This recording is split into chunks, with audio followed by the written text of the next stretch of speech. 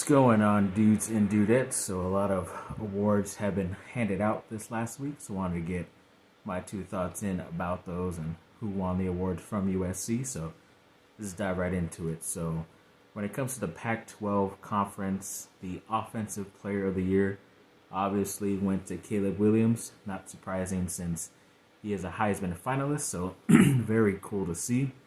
Then also USC picked up the Defensive Player of the Year on that side as well with Tuli Pelotu with how good he played this year also. So that was very cool to see that they swept that. And we also talked the other day about the first and second teamers on the team as well, how many guys were named honorable mention as well. So congrats to those guys, and we'll see later in this video how well also Caleb Williams did in a lot of the other major awards in college football.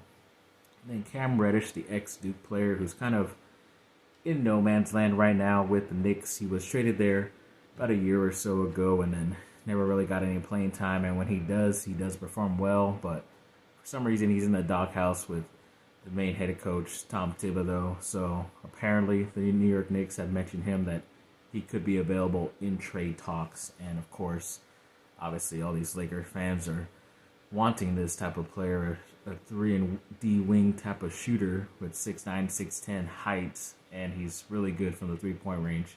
Obviously, I know him from Duke as well. He's a really good guy. But when it comes to some other bit of news that came out, apparently both the Lakers and Knicks have supposedly kind of touched bases on a trade that would involve Cam Reddish coming to the Lakers. I think they said, the report said another team might have to get added because of another salary that the Knicks might be trying to get rid of, or maybe the Lakers are trying to get rid of as well. So don't know how far those talks went, but at least they're talking. So that's always a good thing because the Lakers usually aren't really talking as of late. So we will see.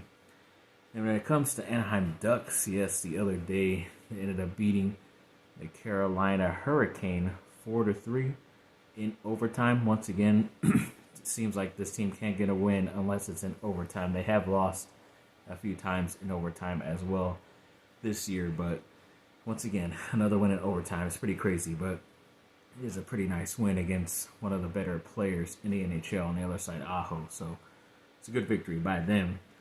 And then one of the top California players coming out of high school this year from St. John Bosco, who recently won the national championship out here for high school football. He's a 5-star defensive end, Mateo Uiagalelei. If that name is familiar, his brother was recently the quarterback at Clemson the past couple years, but he's also, like a bunch of these players, have hit the transfer portal.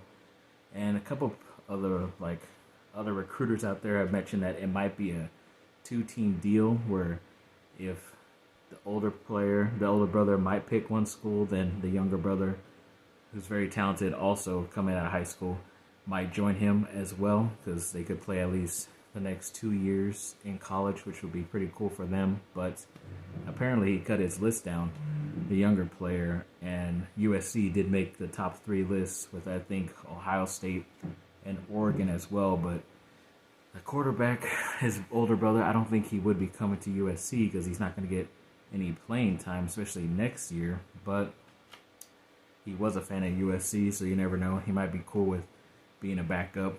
You never know. But I can see him going to Ohio State or Oregon. So if that is a 2-team package deal, it kind of sucks because it leaves USC without another top California player. But we will see. And then both incoming recruits in the 2023 recruiting class, the quarterback Malachi Nelson and the wide receiver Zachariah Branch, the 2 5-stars. Apparently they're on the same Team Phantom at the Under Armour All-America game, and they were both named the team captains. So it's always good to see some of your younger recruits take initiative like that and become leaders even before they get to college. So that's very cool that they were named the starters of those games, or actually the captains of those games. So that's cool.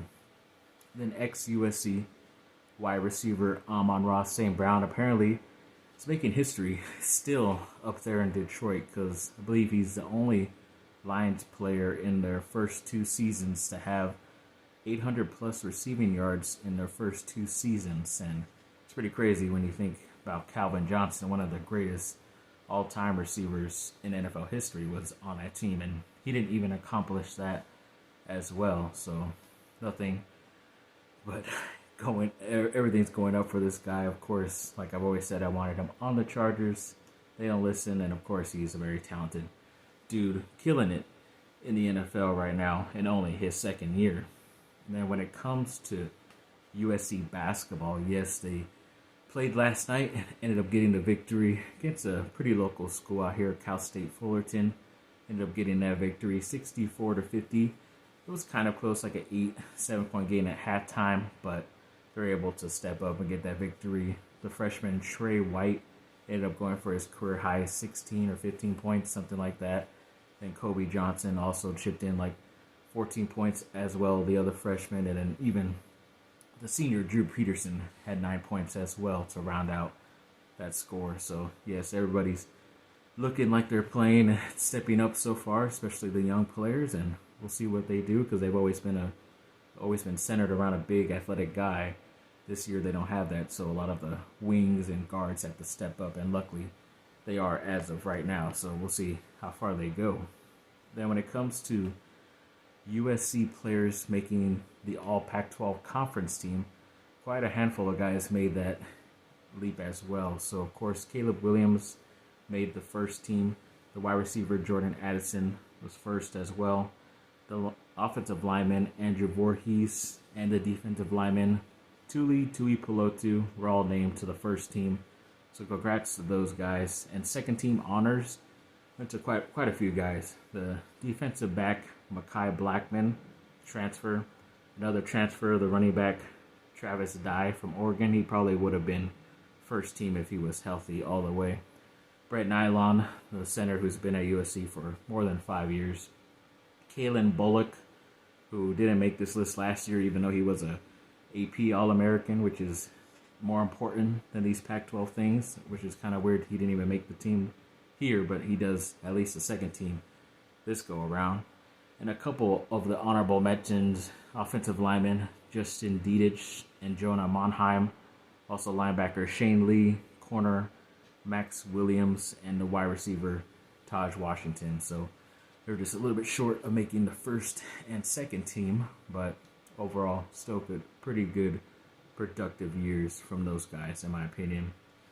Then Duke ended up having a game, I forget if it was Tuesday or yesterday, Wednesday, but they did end up playing Iowa, which was a pretty good matchup up there in Madison Square Garden, which is kind of like a second home to Duke. They always seem to play a game there every year or every other year. It's always a good matchup, and they usually get the victory. They've been pretty successful up there. I guess that's why they call it their second home, and they were able to get this victory as well, 74-62, and they're definitely hanging a lot of these wins recently, especially on their defense, which is a lot different than the most recent Duke team. So we'll see how far this defense can take this team, but overall it's looking pretty good so far. Definitely very excited about this team's future. Then when it comes to a couple more USC players that were on the roster but are now looking to transfer officially, that the season's almost over now.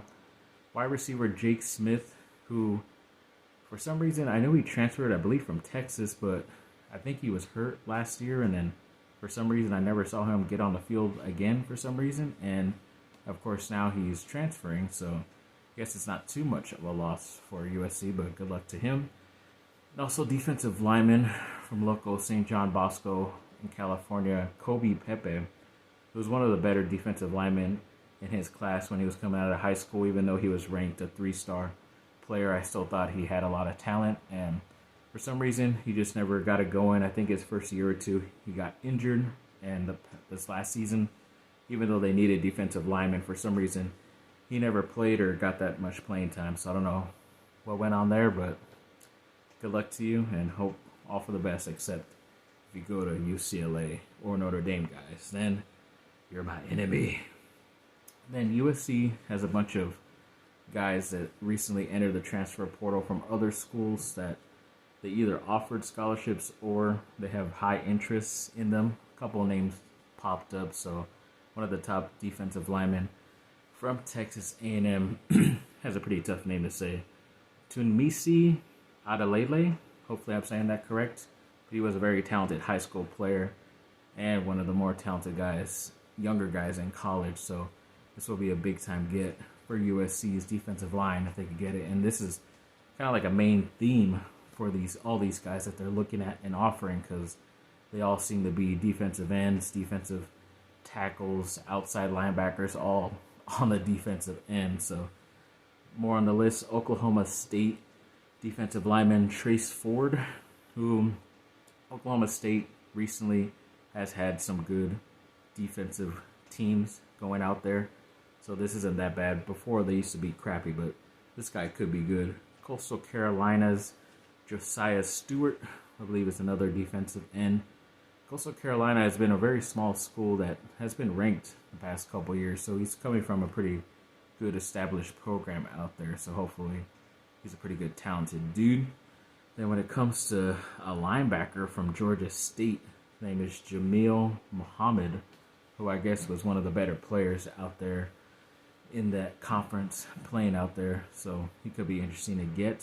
And then also actually a cornerback from southeastern Louisiana, in Zy Alexander. It's a pretty small school. It might be a Division II. I could be wrong, but yeah, it's a very small school if it is a Division I. But a couple players have come out of there and transferred in and out of there as well. And when it comes to the head coach, Lincoln Riley, he was named a finalist for the main Coach of the Year award. It is kind of surprising just because he didn't even win he wasn't even a finalist or the top two vote getting for the Coach of the Year in the Pac-12. I believe the two guys from Washington and Oregon State, those coaches ended up splitting the award, and we don't know exactly where Lincoln Riley finished, but I guess even though this is his first year and turned a 4-8 team last year to an 11-2 team this year, I guess because he had more help with the transfer portal and all these other guys and maybe a potential Heisman winner as well. I guess it was just too easy for him, even though football is never easy. But I digress. And then when it comes to Caleb Williams, yeah, Fox Sports put out that he's the main leader as far as betting odds to win the Heisman. I think it's like minus 2,000. So I don't know betting wise what that means, but you could probably have to bet a lot for him to win because they kind of believe he's going to win automatically. So that's pretty good going into this Saturday. I kept saying it might be next Saturday, but it is this Saturday, the Heisman. So we'll see within the next couple of days. And then just today, he was named pretty earlier today, both the AP Player of the Year and the CBS Sports Player of the Year, which are pretty nice. I know AP is a bit more important than the CBS Sports, but it still looks nice enough for them to put out a social media post about it. So must be pretty high honors for both. And then tonight was one of the more like main college football awards thing for that ESPN did, but he did pretty much sweep some of the top ones as far as like MVP or the best offensive player out there in college. He did win both the Walter Camp Award and the Maxwell Award as well. But even though he won those awards and he's a quarterback, he did not win the Davey O'Brien Award, which goes to the best quarterback in college football. So it is kind of weird. It did raise some eyebrows thinking that this other guy who did win from TCU was maybe going to win these other awards or maybe finish well in the Heisman this Saturday and might win it. You never know. But I think they did a stat. I think PFF put out a stat that whoever won, I forget if it was the Walter or the Maxwell recently, they went on to win the Heisman Award like the last 5 or 6 years. So it could, could be a streak that could be broken, or maybe not. It could still continue. So we'll wait and see about that. Also, a Walter Camp All-American team. Of course, Caleb Williams was on the first team. So was Tuli Tuipulotu, the first team on defense as well. And then Andrew Voorhees, the offensive lineman, got second team. So overall, very productive last couple days, especially when it comes to awards and honors lists and All-America teams, whatever, all that for USC. They did pretty well for themselves, and hopefully trying to get the big enchilada this Saturday, the Heisman Trophy, which will be their 7th Heisman Trophy, I believe. I know a lot of people don't count Reggie Bush's anymore because he had to give it up, but the way that people are getting paid now and getting paid to play, making money even from high school to college, I don't know why they still haven't officially given Reggie Bush his Heisman back, but as long as Caleb does, I'm sure he'll mention him and it'll be all good from now on. So yes, thanks for watching, people. Like and subscribe, comment down below. Let me know what y'all think. Have a great rest of your day. Bye. Fight on.